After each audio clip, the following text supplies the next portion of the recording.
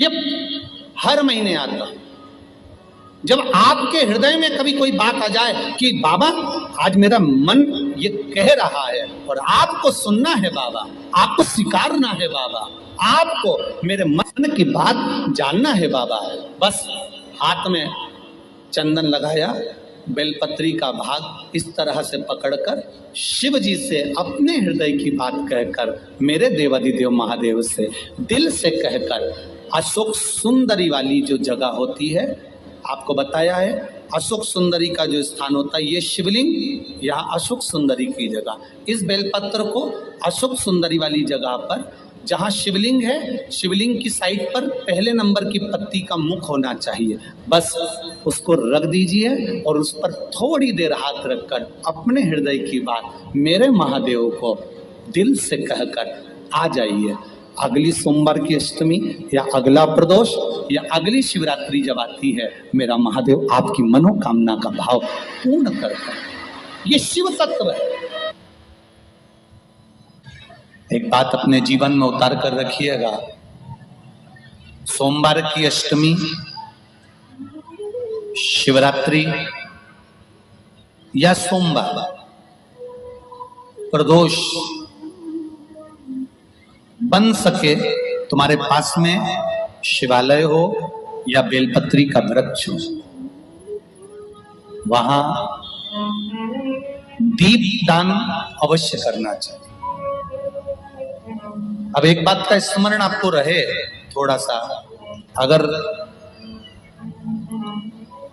किसी कामना के वश अगर हम दीप लगा रहे हैं या हमारे मन में कोई भाव उत्पन्न है और हम बाबा से कहना चाहते हैं कि बाबा मेरा ये कार्य है आप पूर्ण करिएगा, तो फिर शिव मंदिर में भी लंबी बाती का दीप आप प्रदोष या सोमवार की अष्टमी या सोमवार या आप शिवरात्रि को बाबा से निवेदन कर कर लगा सकते। हाँ, विशेष जब कोई एक बहुत बड़ी बात हो और आपके कार्य में कहीं अटकल हो रही हो, तो एक ही दीप में दो बाती, शिव और शक्ति, लंबी बाती बनाई, शिव और शक्ति के नाम से दो बाती एक साथ एक दीप में भी लगा सकते। पर कब? जब विशेष कोई आपका कार्य हो और वो अटक रहा हो, विशेष कोई कार्य, और आप बाबा से प्रार्थना कर रहे हो, तो दो बाती का भी प्रयोग आप कर सकते हो। ऐसे शिव तत्व। शंकर भगवान को धतूरा कब चढ़ाना चाहिए उसका विशेष ध्यान रखें। जैसे शिवरात्रि है, प्रदोष है, या सोमवार है, या कोई विशेष आपका उत्सव है, तो आप शिव जी को धतूरा चढ़ा सकते हैं। या विशेष कोई बीमारी ऐसी लग गई है या विशेष कोई तकलीफ ऐसी हो गई है जिसका निवारण नहीं हो रहा, तो आप धतूरा चढ़ा सकते। धतूरा चढ़ाने का भी एक क्रम है। हल्दी में भिगोकर धतूरा चढ़ाया जाता है लक्ष्मी के लिए। चंदन में भिगोकर धतूरा चढ़ाया जाता है आयु की वृद्धि के लिए। अबीर एक सफेद कलर का बॉर्डर होता है। अबीर गुलाल जो होती है, गुलाल में अबीर डलता है, चमकदार, आपने देखा होगा अबीर। तो अबीर में धतूरा जो डुबो कर चढ़ाया जाता है, अबीर को लगाकर चढ़ाया जाता है, वो रोग मुक्ति का होता है। काय के लिए होता है वो? रोग मुक्ति। ओम श्री शिवाय नमस्तुभ्यम, ओम श्री शिवाय नमस्तुभ्यम, रोग की मुक्ति। धतूरे का भी एक स्मरण होता है महाराज। बहुत भारी रोग है, बीमारी लग गई है, डॉक्टर अपना काम कर रहे हैं, घर का व्यक्ति बहुत बीमार हालत में पड़ा हुआ है, तो बेलपत्री के वृक्ष के नीचे भी शिवलिंग का निर्माण कर एक धतूरा समर्पित करा जाता है, जिससे रोग से मुक्ति होती है। उसमें ना तो हल्दी लगाई जाती है, ना चंदन लगाया जाता है, ना अबीर लगाया जाता है, केवल धतूरा चढ़ाया जाता है। जिसके जीवन में हमेशा कांटे ही मिले हैं। बेटी बड़ी हुई तो घर में मायके में दुख देखा, और मायके से गई ससुराल में तो ससुराल में दुख देखा। ससुराल में भी दुख देखने के बाद में भी पति को बहुत कुछ काम खुलवाया, बहुत धंधे खुलवाए, नौकरी लगवाई, पर वो पति बार बार छोड़ कर आ गया, बार बार तकलीफ भोग रहा है, बार बार कष्ट भोग रहा है। फिर थोड़े दिन काम करता है, थोड़े दिन छूट जाता है, फिर व्यापार में बढ़ता है, फिर छूट जाता है, फिर कोई दुकान खुलवाई, थोड़े दिन अच्छी चली, फिर वापस वहीं घर पर आकर बैठ गया। अर्थात उसके जीवन में वो शूलता चल रही है। तो बाबा देवाधिदेव महादेव कहते हैं, ये 3 घड़ी 3 पल 3 नक्षत्र 3 समय 3 दिन में जो शूल मुझे समर्पित करता है, उसके जीवन से मैं शूल हटा देता। वो 3 दिन लिखे स्कंद पुराण।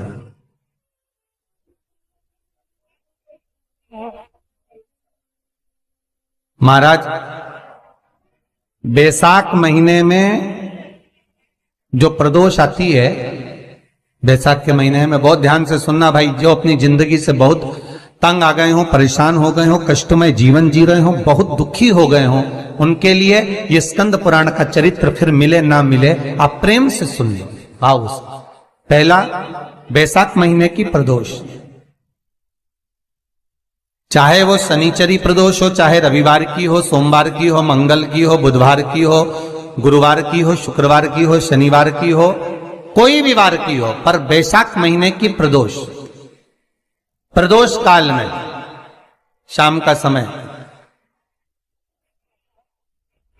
सूर्य डूब रहा हो, बस डूबा ही हो, और उस समय पर सूर्य के डूबन के तुरंत बाद बाबा को धतूरे के साथ में बेलपत्री ना चढ़ाते हुए बेलपत्री के वृक्ष के 7 कांटे बाबा के शिवलिंग पर समर्पित करे जाते हैं महाराज, अपनी जिंदगी में अड़चनों को हटाने के लिए। फिर आप जिस व्यापार में उतरे, जिस व्यवसाय में उतरे, जिस नौकरी में उतरे, आप दिल से करें, आपको तरक्की मिलेगी। आप हार नहीं सकते, नीचे नहीं आ सकते, उन्नति पर ही चढ़ेंगे। एक वैशाख मास की प्रदोष, दूसरा शिवरात्रि के दिन मध्याह्न का समय। महाराज जो बड़ी शिवरात्रि होती है माघ की, बड़ी शिवरात्रि के अंतर्गत मध्याह्न का समय, दोपहर के ठीक 12 बजे, चाहे फिर वो कोई भी दिन हो महाराज, शिवरात्रि जिस दिन पड़ रही हो,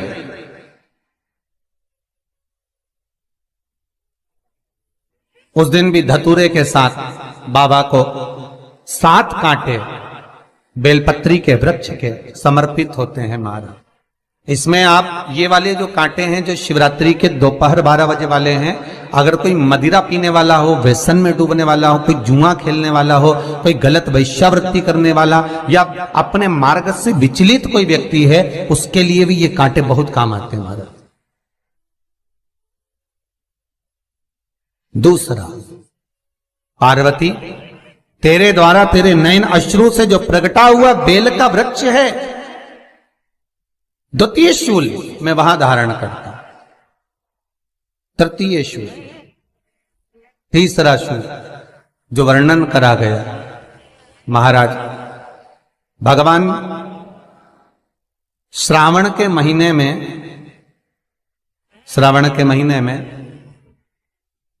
जो भी दूसरा सोमवार पड़े, जो भी पड़े, श्रावण के महीने का जो दूसरा सोमवार होता है, उस दूसरे सोमवार में रात्रि के समय पर, अर्थात शास्त्र अब घड़ी और पल का स्मरण करेंगे तो रात्रि के बजेंगे 10 से 12 बजे महाराज, 10 से 12 के बीच में धतूरे के साथ बाबा को शूल समर्पित होता है महाराज।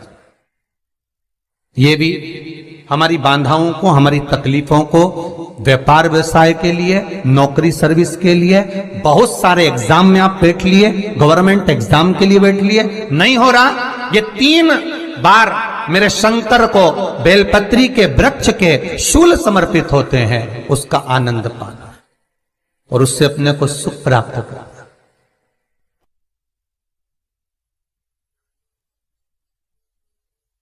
कि बाबा भोलेनाथ जी के नयन अश्रु से जो प्रकट हुआ वो रुद्राक्ष का पौधा है, माता पार्वती के नयन अश्रु से जो प्रकट हुआ वो बेलपत्री का पौधा है, और उमा और महेश,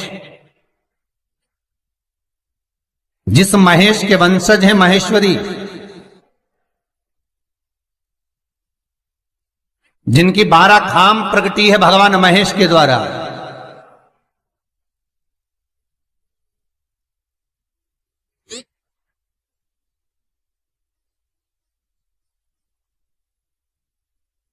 वो महेश और उमा, उमा और महेश का जो चरित्र है कि उमा और महेश का जब प्रागट्य हुआ, उमा और महेश जब दोनों आनंद में विभोर होकर जब चलते हैं और दोनों के बैठने से तप मुद्रा से जो पौधा उत्पन्न होता है वो शमी का पौधा है।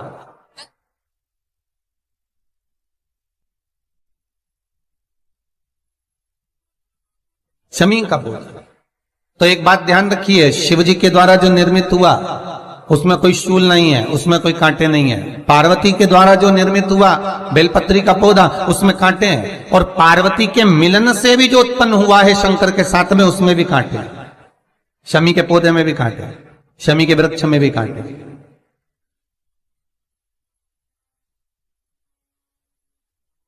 तो पार्वती जी स्कंद पुराण में एक प्रश्न कर रही हैं भोलेनाथ जी से कि प्रभु मुझे ये बताओ कि आपके द्वारा जो निर्मित हुआ उसमें शूलता नहीं है, पर मेरे द्वारा जो निर्मित हुआ उसमें शूल क्यों आया है, उसमें कांटा क्यों आया है? थोड़ा सा माताओं, मेरी जीजियों, आपको थोड़ा बुरा तो लगेगा इस प्रसंग को सुनकर, पर लग जाए, पर आज कथा निकली है तो सुन लो है कि शिवजी जिस रुद्राक्ष को उत्पन्न कर रहे हैं उसमें शूलता नहीं है, पर पार्वती जी जो संग में मिली हैं उसमें भी शूलता है, और पार्वती के द्वारा जो प्रकट हुआ बेलपत्र उसमें भी शूलता है। तो भगवान महादेव बोलते हैं, पार्वती मैं तुझे कुछ कहूं और कहने पर तुझे तेरे हृदय में कोई बात चुभे, शूल लगे तो मुझे ठीक नहीं लगेगा। नहीं नहीं नहीं, आप कहिए प्रभु, मैं सुनने के लिए तैयार हूं, आप तो बोलो कि कारण क्या है। भगवान कहते हैं, पार्वती बस अंतर इतना है, नारी का जो स्वभाव होता है, स्त्री का जो स्वभाव होता है, उसके हृदय में छोटी छोटी बात के शूल बहुत होते हैं।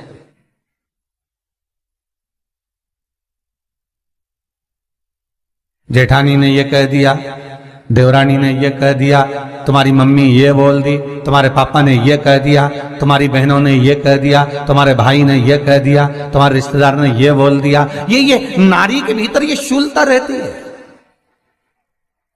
तो पार्वती जी बोली कि जितना तप आपने करा उतना तप मैंने करा, और जितनी साधना आपने करी उतनी साधना मैंने करी, और जितना आराधना दिल से आपने करी उतनी आराधना दिल से मैंने करी, फिर इसमें शूलता कहां से आ गई? भगवान शिव बोले, बस पार्वती बात इतनी सी है कि जब मैं आराधना करने बैठता हूं तो मेरी दृष्टि में सम्मुख में कुछ नहीं होता। जब मैं आराधना करने बैठता हूं तो मेरी दृष्टि में, मेरे सम्मुख में कुछ नहीं होता कि कौन ने क्या करा है, कौन ने क्या बोला है, कौन क्या कर रहा है, उससे मुझे मतलब नहीं होता, उससे मुझे कोई मतलब नहीं। पर पार्वती जब तू आराधना करने भी बैठती है ना, तो तेरी चित्त वृत्ति में कहीं ना कहीं किसी ना किसी रूप में कोई शूल आ ही जाता है।